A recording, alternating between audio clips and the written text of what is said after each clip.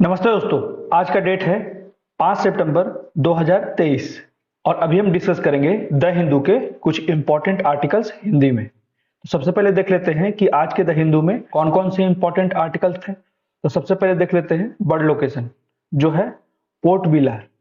ये बहुत ही important location है। ये कहाँ स्थित है? वानुआतू, ऑस्ट्रेलिया के पास है। पैसिफिक, ठीक है, प्रशांत मतलब कि दक्षिण प्रशांत महासागर में है। ठीक है, तो इसके बारे में विस्तार से पढ़ेंगे, लोकेशन देखेंगे, बहुत ही इंपॉर्टेंट है।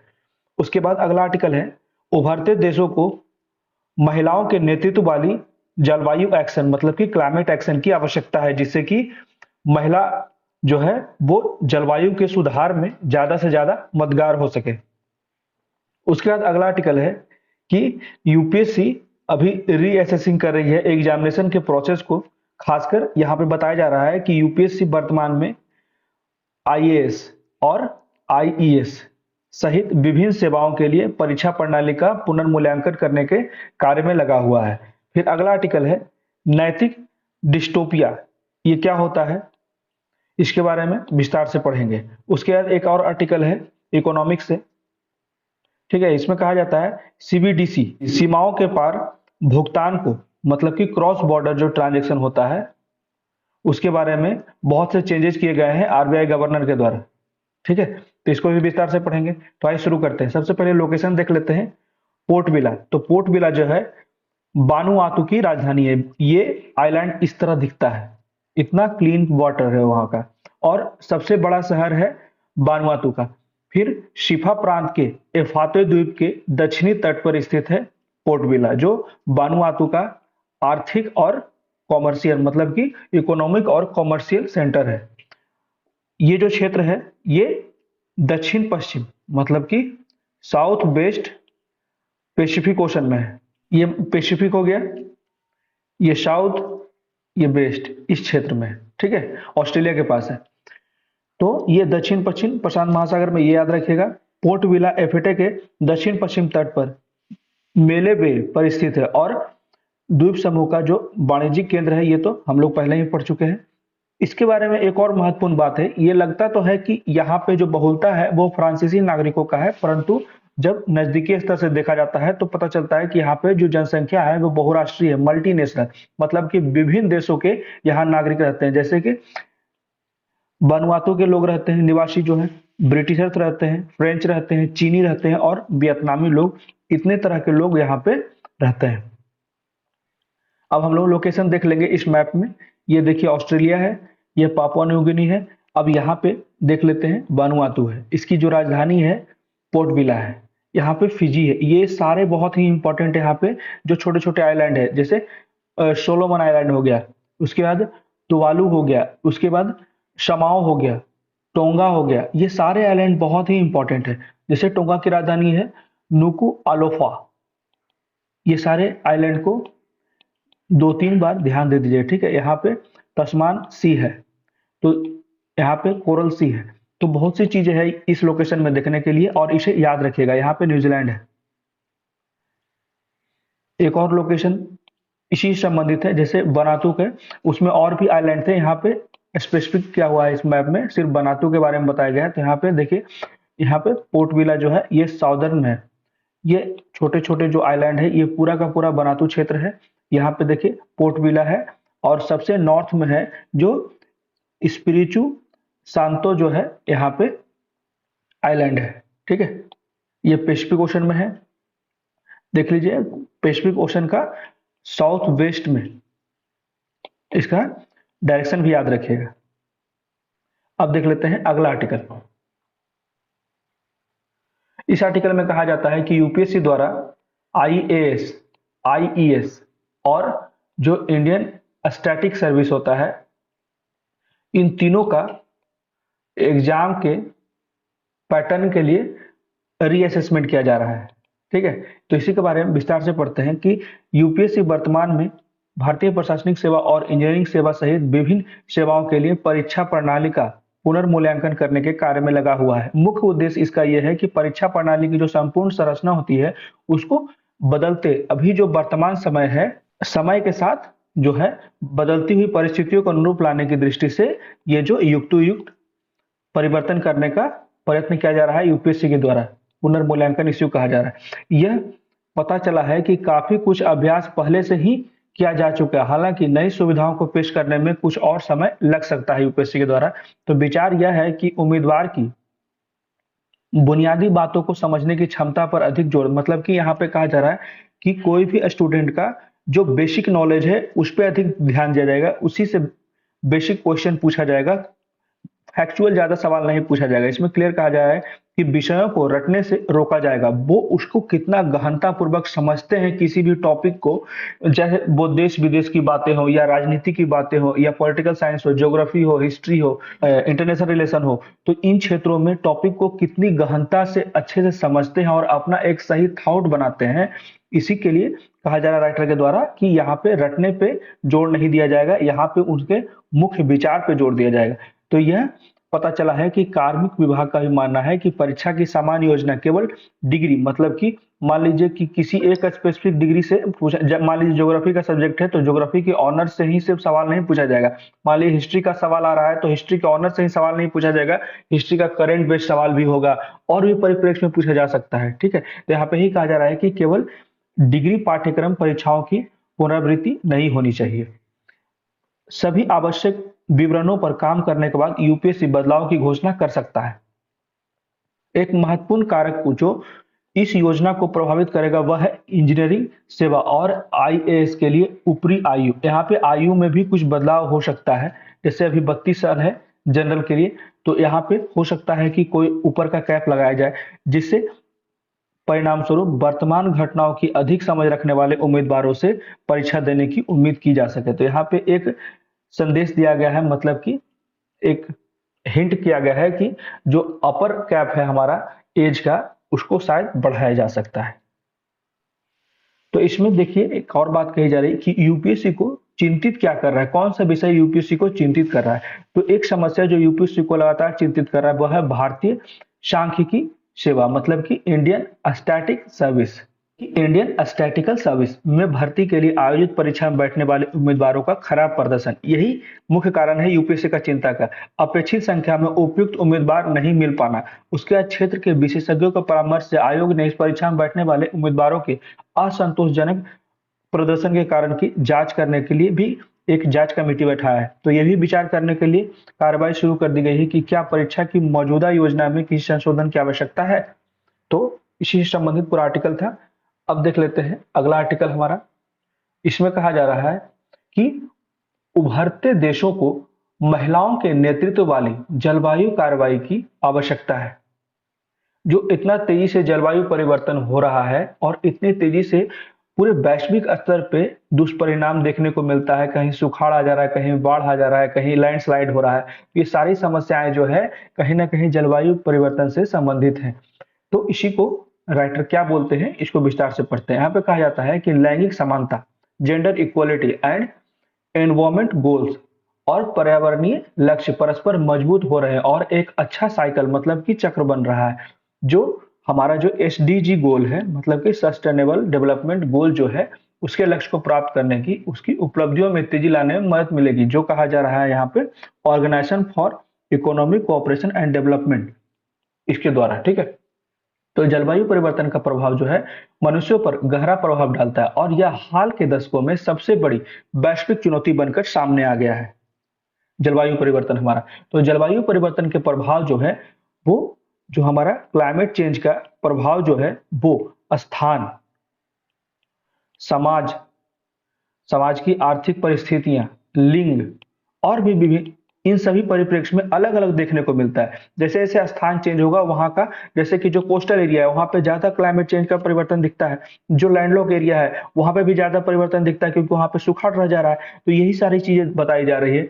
जो लोग अमीर लोग हैं उन्हें नहीं पता चल रहा है ठंडी गर्मी के, वो एसी में रह रहे हैं, लेकिन जो लोग गरीब लोग हैं जो कृषि कर रहे हैं तो उनको ज्यादा प्रभाव पड़ रहा है। लिंग, जैसे जो पुरुष है वो ऑफिस में काम कर रहे हैं लेकिन महिलाएं जो है खेत में काम कर रही है तो उन्हें ज्यादा प्रभाव पड़ रहा है। जो आग चूल्हे के पास खाना बना रही है तो उसे ज्यादा गर्मी लग रही है, अचानक से टेम्परेचर बढ़ता रह रहा है, जो क्लाइमेट चेंज का परिणाम है।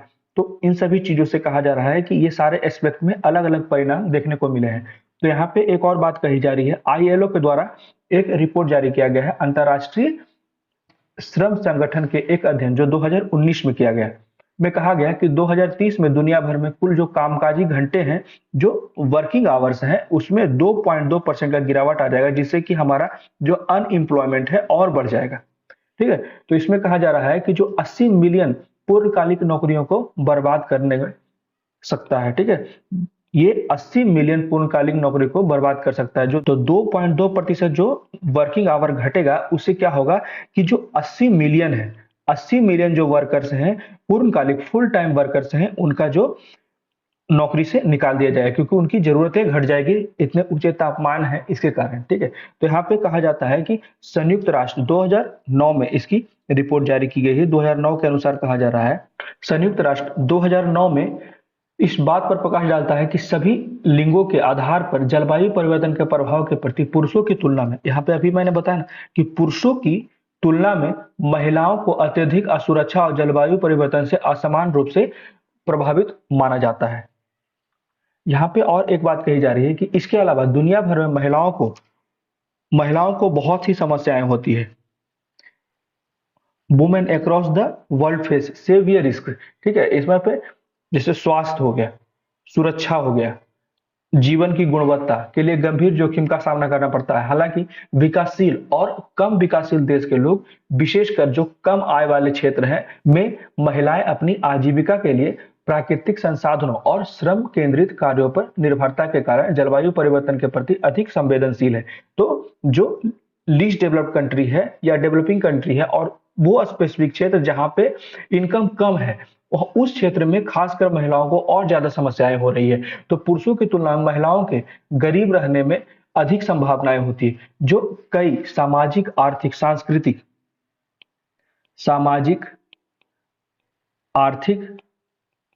सांस्कृतिक, ठीक है, कारकों में से एक है, जो उन्हें जलवायु परिवर्तन के प्रभाव के प्रति अधिक संवेदनशील बनाता है। कम आय वाले परिवारों की जो महिलाओं को जोखिम अधिक होता है, क्योंकि वे भोजन हो गया, पानी हो गया और अन्य घरेलू अवैतनिक कार्यों के लिए अधिक जिम्मेदार होती है। इसलिए महिलाएं हर समय ज्यादा प्रॉब्लम्स फेस करती है। इसी को स्लाइड्स में देख लेते हैं। जैसे यहाँ पे कहा जाता है कि जलवायु संकट के कारण जो बुनियादी आवश्यकताओं को प्राप्त करने में जो समस्याएं होती है, तो जलवायु संकट के कारण बुनियादी आवश्यकताओं को प्राप्त करने के लिए अधिक समय और प्रयास की आवश्यकता होती है। ग्रामीण महिलाएं अक्सर अपने परिवार के लिए स्वच्छ पानी, पर्याप्त खाना पकाने के ईंधन और पौष्टिक भोजन तक पहुंच सुनिश्चित करने में बहुत समस्या होती है, उन्हें बोझ रहता है। ठीक है, बहुत कठिन परिश्रम करना पड़ता है उन्हें अपने भोजन के लिए, स्वच्छ पानी के लिए और ईंधन के लिए एकजुट करने में। ठीक है, तो महिलाओं को स्वास्थ्य और सुरक्षा के लिए जोखिम बढ़ जाती है। यहाँ पे कहा जाता है क्योंकि उन्हें जो पानी और ईंधन इकट्ठा करने के लिए हर दिन बहुत लंबी दूरी तय करनी पड़ती है। जैसे राजस्थान के बहुत से क्षेत्र हैं, तो वहां पे देखिएगा कि 2-2 किलोमीटर, 3-3 किलोमीटर तक लोग जा रहे हैं। और खासकर देखिएगा, कहीं भी न्यूज में भी देखिएगा तो वहां पे अधिकतर महिलाएं ही होती है। जो बच्चे भी अब इन्वॉल्व होने लगे हैं, जो छोटी छोटी बच्चियां होती है, वो पानी ढो रही है दूर दूर से, तो समस्या मेनली महिलाओं को ज्यादा होती है, वो ज्यादा फेस करती है।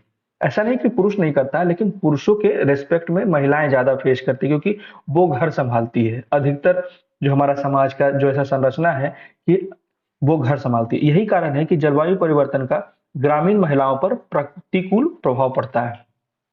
कम आय वाले देशों, मुख्य रूप से दक्षिण एशिया जो हमारा क्षेत्र है, ठीक है, दक्षिण एशिया, और यहाँ पे 2 क्षेत्रों को चिन्हित किया गया है राइटर के द्वारा, जहां पे ज्यादा समस्या हो रही है जलवायु परिवर्तन के कारण। दक्षिण एशिया और उप सहारा, मतलब कि जो सहारा का क्षेत्र है, जो अफ्रीकन क्षेत्र है, जहां पे मरुस्थल है, उसके नीचे वाले क्षेत्र में महिलाएं खेती और अन्य श्रम केंद्रित कार्य जैसे जलवायु असुरक्षित व्यवसायों में संलग्न होती है। तो यहाँ पे जलवायु से संबंधित डायरेक्ट असर पड़ता है इन लोगों को। जैसे कृषि कर रही है, जलवायु परिवर्तन के कारण इस बार ही देखिए भारत में बहुत कम बारिश हुआ, 74% बारिश कम हुआ है सिर्फ अगस्त माह में। तो ये सारी समस्याएं जो है पूर्णतः प्रत्यक्ष रूप से कृषि पे दिखाई देती है। ठीक है, तो यहाँ पे आईएलओ के द्वारा कहा जा रहा है कि दक्षिण एशिया और उप सहारा अफ्रीका में 60% से अधिक कामकाजी महिलाएं अभी भी कृषि में है, जहां उन्हें अक्सर कम वेतन मिलता है क्योंकि उतना उपज ही नहीं हो पाता है जितना उम्मीद किया जाता है। तो और उनसे अधिक काम भी कराया जाता है क्योंकि जब सुखाड़ बार बार आएगा तो उन्हें पानी के लिए बार बार बुलाया जाएगा, उसके बाद घास उगेगा तो घास को खत्म करना होगा, खाद देना होगा, बहुत सी प्रक्रियाएं होती है एक फसल को उगाने के लिए। तो इसलिए वहां पे श्रम भी ज्यादा लगता है और पैसा भी कम मिलता है, उनका वेतन भी कम होता है। तो खाद्य उत्पादन प्रणाली की रीढ़ होने के बावजूद जो खाना है वो उत्पादन प्रणाली की रीढ़ होने के बावजूद महिलाओं के पास खेती के लिए उपयोग की जाने वाली भूमि केवल 10% ही होती है। अब यहाँ पे मैकेलिस्टर 2023 के अनुसार एक अध्ययन के अनुसार कहा जा रहा है कि 2050 तक 1.2 अरब जलवायु शरणार्थियों कैसे हो सकते हैं, मतलब कि कहा जा रहा है 2050 तक 1.2 अरब लोग जो है वो जलवायु परिवर्तन से डायरेक्ट इफेक्ट हो जाएंगे, ठीक है, और इन्हें दूसरे स्थान पे प्रतिस्थापित होना पड़ेगा। यहाँ पे लिंग विशिष्ट मुद्दे के बारे में भी बात की जा रही है। तो संयुक्त राष्ट्र के एक अध्ययन के अनुसार कहा जाता है कि जलवायु संबंधी आपदाओं से विस्थापित होने वाले में से अधिकांश जो हैं वो 80% महिलाएं और लड़कियां हैं।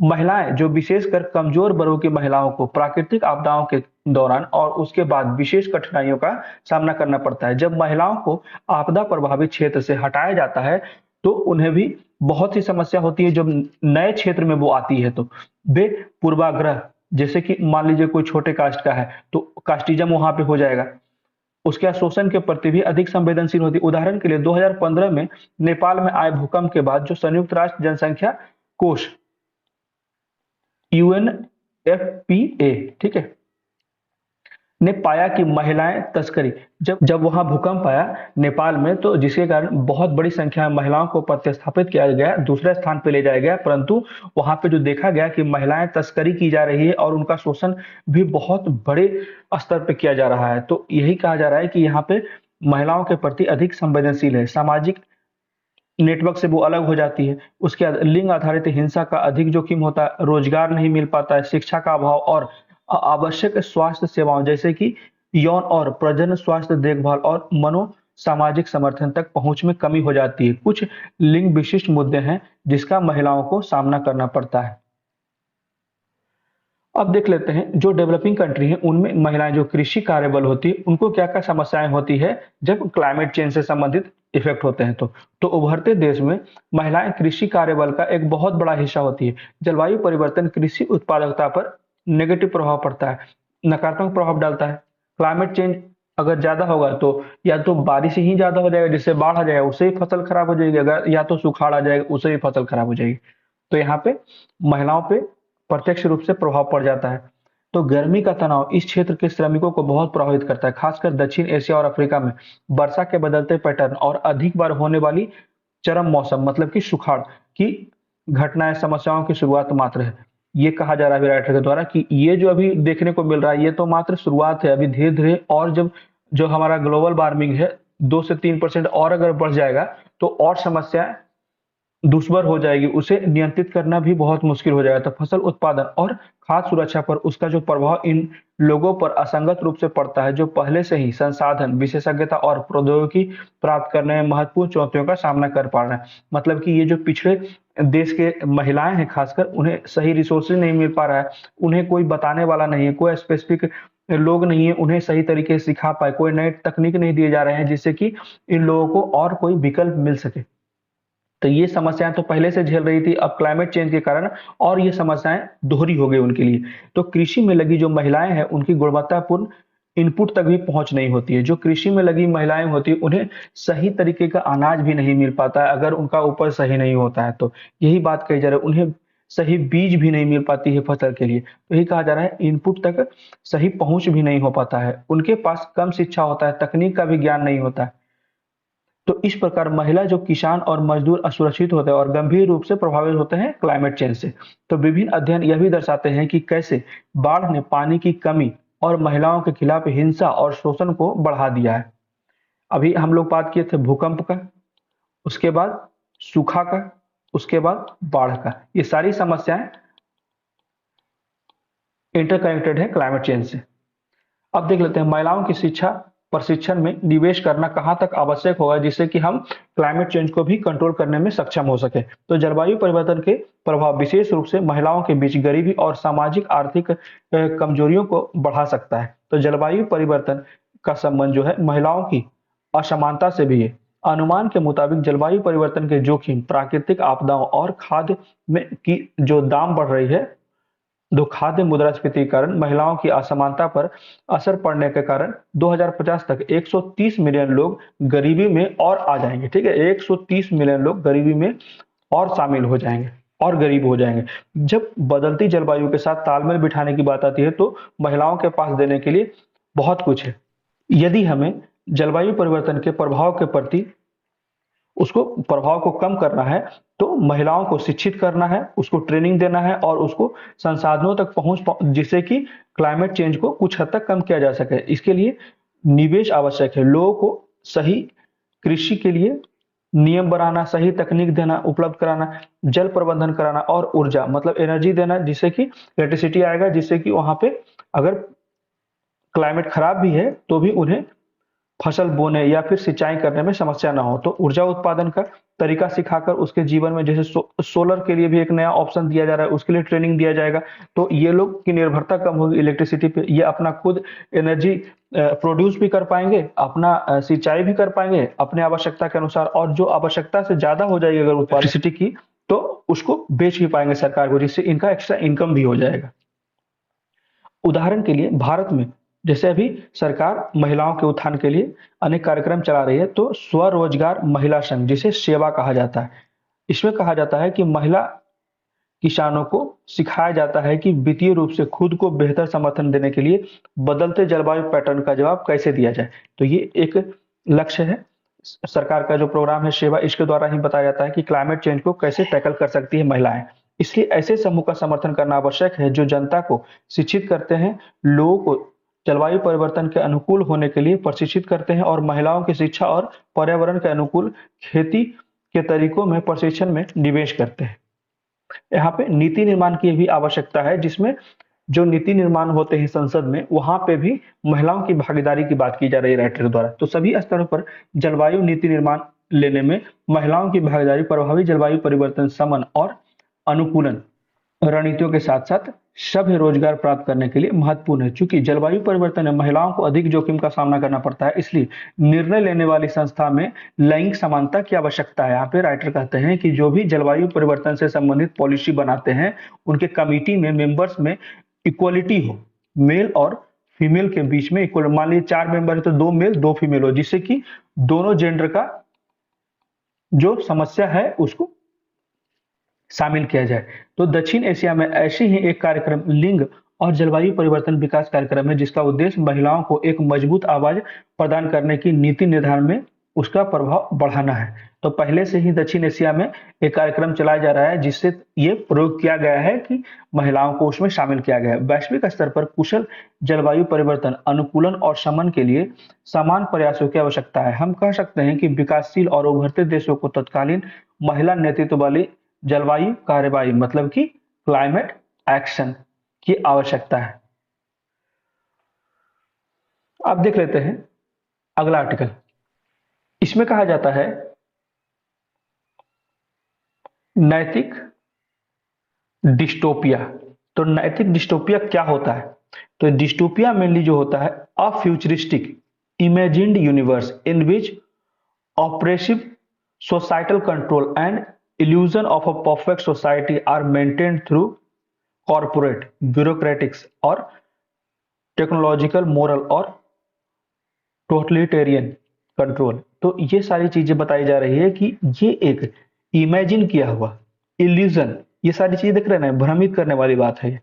तो यहाँ पे हिंदी में भी है एक भविष्यवादी काल्पनिक ब्रह्मांड जिसमें दमनकारी सामाजिक नियंत्रण और एक आदर्श समाज का भ्रम जो निर्मित किया जाता है कॉर्पोरेट की दुनिया के द्वारा नौकरशाही तकनीकी नैतिकता या अधिनायक वायु नियंत्रण के माध्यम से बनाया जाता है। इसी को कहते हैं नैतिक डिस्टोपिया। तो इसमें मुख्यतः राइटर बोलते हैं कि हम नैतिक डिस्टोपिया के युग में रह रहे हैं, एक आदर्श विहीन युग जहां पुरुष और महिलाओं के लिए इंसान होना मुश्किल है और राज्य के लिए तटस्थ न्यायपूर्ण और निष्पक्ष होना सुविधाजनक। यहाँ पे कहा जा रहा है कि अभी ऐसा समय आ रहा है कि नैतिक डिस्टोपिया जो है वो पुरुष और महिलाओं को इंसान बनने से रोकता है, परंतु राज्य के लिए तटस्थ, न्यायपूर्ण और निष्पक्ष होने के लिए वो आसान कर देता है। तो नेता न केवल अपनी प्रतिज्ञाओं को पूरा करने में विफल हैं, जो वो वादा करते हैं उसको पूरा करने में विफल है, बल्कि उनसे उन्हें निभाने की उम्मीद भी नहीं की जा रही है। वर्तमान समय में अब परिस्थितियां ऐसी बनती जा रही है कि वो पूरा करने में तो विफल हैं ही, जो भी मैनिफेस्टो देते हैं, लेकिन जनता जो वोट दे रही है वो उनसे उम्मीद भी नहीं कर रही है कि ये हमारे लिए कुछ भला करेंगे। तो सरकार अपने बहुसंख्यकवादी रंग को गर्व, निर्भीकता और अशोभनीयता के साथ पहनती है। अब ये देखिए, अधोमुखी निष्पंदन जिसको कहा जाता है डाउनवर्ड फिल्ट्रेशन के एक दुखद मामले में यह सब बिना चेहरे वाली भीड़ के रोजमर्रा के अनुभव में बदल जाता है। इसमें कहा जाता है कि ऐसा प्रतीत होता है कि स्मारकों, कार्यालयों, घरों का मूल्यांकन उनके निर्माताओं और रहने वालों के विश्वास या राजनीतिक झुकाव के आधार पर किया जाता है। यहाँ पे पूर्णतः जो बात की जा रही है पॉलिटिक्स की, कि यहाँ पे जो समाज है वहां पे जो वर्गीकरण किया जा रहा है वो जाति और अपने हित से संबंधित किया जा रहा है। यही आप सरकार के कार्य और घृणा, जो सरकार जो कोई कार्य अच्छा नहीं करती है तो उस पर घृणा मोर्चा निकाले जाते हैं, जो विपक्षी के लोग होते हैं मुख्यतः के कार्यों पर सवाल उठाते हैं, तो आप सबसे अधिक असुरक्षित हैं। क्योंकि अगर हम अपोजिशन पे ज्यादा सवाल उठाते हैं तो हम सबसे ज्यादा असुरक्षित है, क्योंकि अगर जो हमारा रूलिंग पार्टी है और जो अपोजिशन पार्टी है, अगर दोनों में टकराव नहीं होगा, दोनों अच्छे से किसी बिंदु पे विचार विमर्श नहीं करेंगे, तो वो हमारे लिए जो नीति निर्देश है वो निष्पक्ष रूप से नहीं बन पाएगा। तो यहाँ पे कहा जाता है यही बात कि अनुरूपता आज आदर्श है। मतलब कि अगर कोई व्यक्ति किसी पार्टी के पक्ष में झुका हुआ है, चाहे वो सही हो या गलत है, तो आज वही एक आदर्श है। मानवतावाद, न्याय और स्वतंत्रता, सभी को जो यहाँ पे मानवतावाद है, न्याय, स्वतंत्रता, इन सभी चीजों से अब कोई मतलब नहीं। बस कोई पार्टी है, उसका एक विचारधारा है जिसे आप मान रहे हैं, बात खत्म, वही आज का आदर्श है। अभी एग्जाम्पल दिया जा रहा है, मतलब कटाक्ष किया जा रहा है बीजेपी पे इनडायरेक्टली इसमें, ताकि भविष्य में किसी अनिश्चित बिंदु पर पुनः प्राप्त किया जा सके। अब एक और बात की जा रही है यहाँ पे, एक परिवर्तित मूल्य प्रणाली। तो इसमें कहा जाता है जो कार्यकर्ता होते हैं पार्टी के या जो पब्लिकली बोलते हैं, पब्लिक स्पीकर, यही कहा जाता है योगिता भयाना। जो ये हैं तो कार्यकर्ता और पब्लिक स्पीकर हैं, तो इनका मामला है जिन्होंने गुड़गांव में गुंडों द्वारा आग लगाए जाने के कुछ ही दिन बाद एक बूढ़े मुस्लिम व्यक्ति की दुकान को फिर से बनाने में मदद की, योगिता भयाना ने। जैसे ही यह खबर उस आभारी व्यक्ति के वीडियो के साथ सोशल मीडिया पर साझा की गई, कई लोगों ने सुश्री भयाना को ट्रोल किया, ठीक है, और कुछ लोगों ने व्यंग्यात्मक ढंग से उसे सलाह दी कि वह जाकर, मतलब कि यहाँ पे जो मुख्यतः बात की जा रही है ना, ये नैतिकता की बात ही नहीं हो रही, यहाँ पे मुख्यतः जो धर्म आ जा रहा है बीच में, ठीक है। यहाँ पे जो ट्रोलिंग किया गया यह धार्मिक बात है कि उसे कहा भी गया कटाक्षपूर्ण शब्दों में कि वह जाकर सड़क पर चले और अन्य 50-60 लोगों की मदद करे जिन्हें भी पीड़ा है। दूसरों ने उसे पड़ोस की हिंदू महिलाओं की याद दिलाई कि मतलब और भी तो हिंदू महिलाएं हैं, वो तो ऐसा कुछ नहीं की। तो बहुत दूर के अतीत और भी पीछे जाते हैं, जब हम बहुत पहले की बात देखते हैं तो सांप्रदायिक सद्भावना को बढ़ावा देने के लिए सुश्री भयाना की सराहना की गई। और भी लोग जो बुद्धिजीवी लोग हैं समाज में, वो तो पहले सराहना देते थे। जब हम लोग देखते हैं, जब 50 साल पहले कोई यही कार्य करता था, उसमें तो देश जो था हमारा पूर्णतः धर्मनिरपेक्ष था। आज तो बस नाम के लिए धर्मनिरपेक्ष है, सभी अपने जाति, अपने धर्म के लिए बचाव में लगे हैं। तो वही कहा जा रहा है कि जब हम 50 वर्ष पीछे जाते हैं और यही कृत्य कोई करता है तो उसकी पूरी सराहना होती है, चाहे कोई भी धर्म, कोई भी जाति का हो। लेकिन आज ऐसा नहीं हो रहा है। अब मूल्य प्रणाली बदल गई है और साझा जीवन, मतलब कोई भी मिल के रहना नहीं चाहता। आज भी देखिए 10 लोग मोबाइल लेके आएंगे ना, एक कमेटी में 10 लोग अलग अलग बैठे हैं। एक बस का ही एग्जाम्पल दे रहा, अभी मैं कहीं जा रहा था, वहां एक चीज मुझे याद आई। अगर आप 10 साल पहले के बारे में सोचिएगा तो एक बस में मान लीजिए 100 सीटें हैं, ठीक है, तो सभी लोग, एक टीवी लगा होता था बस में और शांति से देखते थे। आज क्या है कि कोई बस है, उसमें 100 लोग बैठे हैं और 100 के हाथ में मोबाइल है, और उसमें से 5-10 तो ऐसे हैं जो स्पीकर पे मूवी देख रहे हैं, जिससे कि ये पता चल रहा है कि उनके पास इतना ही बेसिक सेंस नहीं है कि और भी लोग यहाँ बैठे हैं। तो यही कहा जा रहा है कि अब दूसरे से कोई मतलब ही नहीं है। पहले एक संस्कार था, दूसरे का रिस्पेक्ट था, दूसरे को डिस्टर्ब करते नहीं थे लोग। लेकिन अभी वर्तमान में ये सारी चीजें, साझा जीवन ही खत्म होता जा रहा है। यह प्रत्येक के लिए अपना है, जैसा कि अनीस ने लगभग उसी समय नूह में खोजा था। उन्होंने 3 हिंदू पुरुषों को आश्रय दिया था, जिन्हें बढ़ती भीड़ से जान बचाया था। तो यहाँ पे ही कहा जा रहा है कि एक मुस्लिम व्यक्ति ने 3 हिंदू पुरुषों को बचाया था। वे लोग जीवित रहने के लिए उन्हें आभारी भी व्यक्त किए। एक दिन के बाद उनके घर को एक बुलडोजर द्वारा क्षतिग्रस्त करा दिया जाता है। यह मामला भी बहुत उतार था कि, और कहा गया था सरकार के द्वारा कि ये पूर्णतः नियम संगत है। परंतु नियम संगत है, अगर ये अवैध घर है तो 1300 के आसपास, मैं ये आर्टिकल डिस्कस भी किया था कि 1300 के आसपास घर अगर अवैध है तो कुछ तथाकथित धर्म के लोगों का घर ही क्यों गिराया गया। तो यही बात यहाँ पे जोड़ी जा रही है कि एक बुलडोजर से उनका घर क्षतिग्रस्त कर दिया गया, जो राज्य में तेजी से फैला। अंत में जो पंजाब और हरियाणा के हाईकोर्ट ने स्पष्ट रूप से कहा कि जाहिर तौर पर बिना किसी यहाँ पे आदेश और नोटिस के कानून व्यवस्था की समस्या का इस्तेमाल कानून द्वारा स्थापित प्रक्रिया का पालन किए बिना इमारतों को गिराने के लिए किया गया। यहाँ पे क्लियर कहा गया हाईकोर्ट के द्वारा कि कोई भी आदेश नोटिस नहीं था, तो ये कैसे किसी घर को गिराया गया। तो मुद्दा ये भी उठता है कि क्या कानून व्यवस्था की समस्या की आड़ में किसी विशेष समुदाय की इमारतों को गिराया जा रहा है और राज्य द्वारा जातीय सफाई की कवायद की जा रही है। अब यहाँ पे एक और बात की जा रही है, ये भी बहुत इंपॉर्टेंट टर्म है, मोरल फाइबर, जिसको कहा जाता है नैतिक चरित्र। जो आपको सही लगता है उसे करने के लिए दृढ़ संकल्पित होने का गुण ही नैतिक फाइबर कहलाता है। लंबे समय से क्षतिग्रस्त है ये जो है, अभी वर्तमान समय में बहुत लंबे समय से ये नैतिक चरित्र ठंडे बस्ते में चला गया है, लेकिन यह जरूर एक न एक दिन सामने आएगा। तो जैसे कहा जा रहा है राइटर द्वारा, मणिपुर में महिलाओं के साथ किए गए घिनौने कृत्य, उसके बाद सार्वजनिक अपमान, सत्ता के शीर्ष पदों पर उसके द्वारा हुई हरकत, मतलब कि 2-2 महीने तक एफआईआर भी दर्ज नहीं किया गया, प्रधानमंत्री द्वारा 3 महीने तक कुछ भी नहीं बोला गया। तो ये सारी चीजों के बारे में राइटर बताते हैं कि कैसा समझा जा सकता है। महिलाओं को भीड़ के हवाले करने को कोई कैसे तर्क संगत बनाने का प्रयास कर सकता है, या कठुआ में 8 साल की बच्ची के साथ सामूहिक बलात्कार के आरोपियों के पक्ष में मार्च कर रहे लोग। तो ये सारी चीजों के बारे में राइटर बताते हैं। आज हम किसी राजा या आक्रमणकारी को उस अपमान के लिए जिम्मेदार ठहराना चाहते हैं जो ऐसा, जैसे अभी वर्तमान में देखा जाता है कि जो मुगल वंश है, उस समय के बहुत से राजा थे जिसको हमारे बुक से हटा दिया गया। तो वही कहा जा रहा है कि आज हम उन आक्रमणकारियों को हम जिम्मेदार ठहराते जो लगभग 400 या 1000 साल पहले हमें झेला के गए, जो भी उत्पीड़ित करके गए। लेकिन जब मणिपुर या हरियाणा में पीड़ितों के लिए न्याय मांगने की बात आती है तो हम अपने होठ सिल लेते हैं। हम आक्रमणकारियों के बारे में बात करते हैं और कैसे उन्होंने कई पूजा स्थलों को तोड़ दिया, कुछ वास्तविक और कुछ काल्पनिक और ऐतिहासिक गलतियों को सुधारने में लग जाते हैं। और हम यह कैसे करते हैं, यहाँ पे राइटर कहते हैं हम ऐसा कैसे कर लेते हैं, सिर्फ हम बात बनाना जानते हैं, कोई भी जमीनी स्तर पे कोई भी कार्य नहीं करते हैं। सैकड़ों वर्ष पहले मर चुके राजा की आस्था के पूजा स्थल पर हमला करते हैं, और इसलिए उत्तर प्रदेश, दिल्ली और अब हरियाणा में मस्जिदों पर बार बार हमला हो रहा है। यहाँ पे कुछ जो राइटर है यहाँ पे थोड़ा सा मुस्लिम बाइज्ड है यहाँ पे, ठीक है, मुस्लिम की ओर झुकाव है ये आर्टिकल। तो आप अपने अनुसार से ऐसा कोई भी वाक्य नहीं लिखे अपने आंसर में ना, जिससे कि लगे किसी धर्म विशेष की ओर हमारा उत्तर का झुकाव है, ठीक है।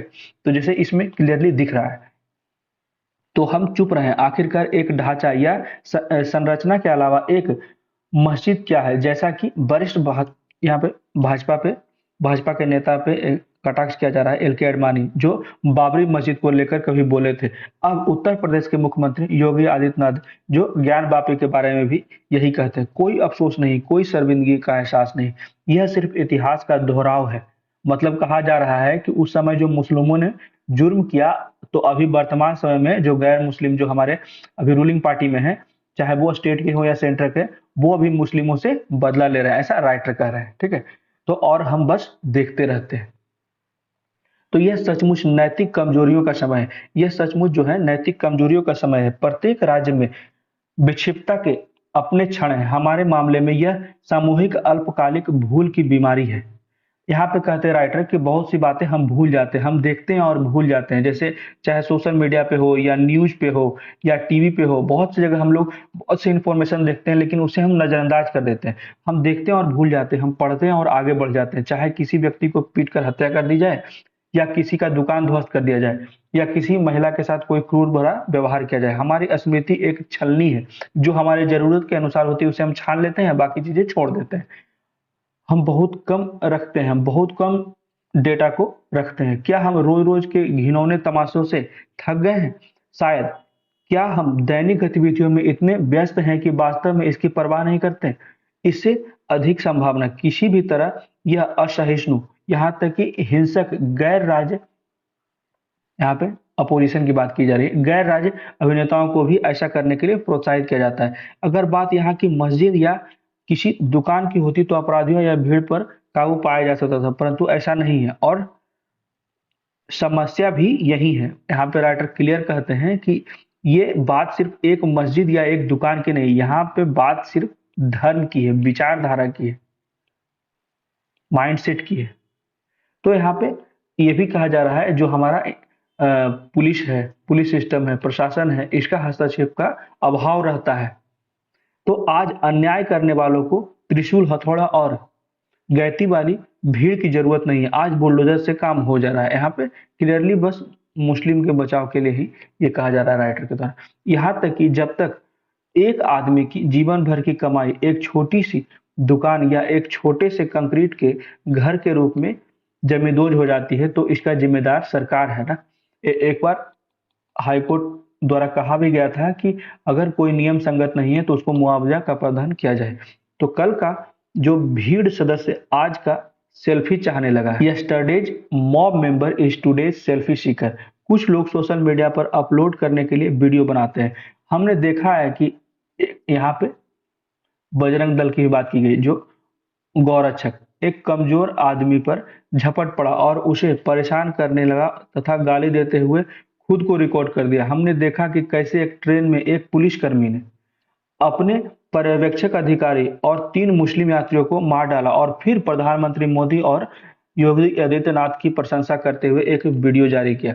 जबकि खून से लथपथ व्यक्ति जो अपराधी था, जिसने तीनों खून किया, उसके पांव तले अपनी आखिरी सांस ली। लोग अक्सर इस वीडियो को बनाते हैं, लेकिन मासूम लोगों की जान बचाने का कोशिश कम ही होता है। ठीक है। जहां तक बुलडोजर पीड़ितों की बात है, वे ईट दर ईट, स्लैब दर स्लैब और अपने ही विनाश के दर्शक बनते जा रहे हैं। मतलब कि यहाँ पे राइटर ये कह रहे हैं, आज आपको लग रहा है कि ये दूसरे धर्म की बात है, मुस्लिम की बात है, लेकिन कल हो सकता है ये जातिगत बात भी आ सकती है, और कल इसे हम खुद अपने धर्म में ही ये विवाद उत्पन्न कर लेंगे। तो यहाँ पे ये भी एक संकेत मिलता है। तो इस बीच मीडिया का एक जो वर्ग है, वो मलबे के बढ़ते ढेर को त्वरित न्याय का प्रमाण मानता है, इसे और प्रज्वलित करता है, धधकाता है। ठीक है। तो बुलडोजर के जरिए विनाश की क्रूरता, मॉब लिंचिंग की पाशविकता, उसके बाद हमारी आबादी के एक बड़े हिस्से पर क्रूरता, हमने यह सब देखा है चुपचाप, शायद थके हुए भी। तो यहाँ पे यही बातें की जा रही है कि मुस्लिम को बहुत ज्यादा उत्पीड़ित किया जा रहा है। आने वाले समय में ऐसा ना हो जाए कि ये अनियंत्रित हो जाए और लोग अपने जाति में ही आपस में झगड़ा करने लगे और सरकार कुछ नहीं कर पाए, जैसे अभी भी नहीं कर पा रही है। अब देख लेते हैं अगला आर्टिकल। इसमें कहा जाता है सीबीडीसी, जिसको कहते हैं सेंट्रल बैंक डिजिटल करेंसीज। तो इसमें आरबीआई के गवर्नर ने कहा कि तेजी और सस्ता क्रॉस बॉर्डर ट्रांजैक्शन सेवाएं लोगों को व्यापक लाभ पहुंचाएगी। ठीक है। यहाँ पे यही बात कही जा रही है आरबीआई गवर्नर के द्वारा कि जो तेजी से ट्रांजैक्शन हो जाएगा और सस्ता ट्रांजैक्शन कॉस्ट में अगर हम क्रॉस बॉर्डर ट्रांजैक्शन करने में सफल बनाते हैं तो लोगों को व्यापक लाभ पहुंचेगी। और उन्होंने कहा कि ऐसे भुगतानों में अपर्याप्त पारदर्शिता एक चुनौती बनी हुई है। यहाँ पे कहा गया आरबीआई गवर्नर के द्वारा कि यहाँ पे जो पारदर्शिता की जो चुनौती है, ये एक चुनौती, चैलेंज बना हुआ है। ठीक है। उसके बाद आरबीआई गवर्नर जो है शक्तिकांत दास, नाम भी याद रखिएगा। ठीक है। शक्तिकांत दास ने कहा कि उच्च लागत इसी को टैकल करने की बात की जा रही है। कम गति मतलब कि धीरे धीरे ट्रांजेक्शन होता है, उसके बाद सीमित एक लिमिट बनाया हुआ है, उसके बाद ट्रांसपेरेंसी की कमी है, पारदर्शिता की कमी है। इन्हीं चारों को टैकल करने के लिए सीबीडीसी में कुछ परिवर्तन करने की बात कर रहे हैं। उन्होंने G20 टेक स्पिरिट फिनाले, यहाँ पे टेक स्पिरिट फिनाले 2023 में कहा कि तेज, सस्ता और अधिक पारदर्शी, यहाँ पे faster, cheaper, more transparent and more inclusive cross border payment service would be delivered wide spread benefit to the people. यहाँ पे कहा जा रहा है कि तेज, सस्ता, अधिक पारदर्शी और अधिक समावेशी सीमा पार भुगतान सेवाएं लोगों को व्यापक लाभ पहुंचाएंगी।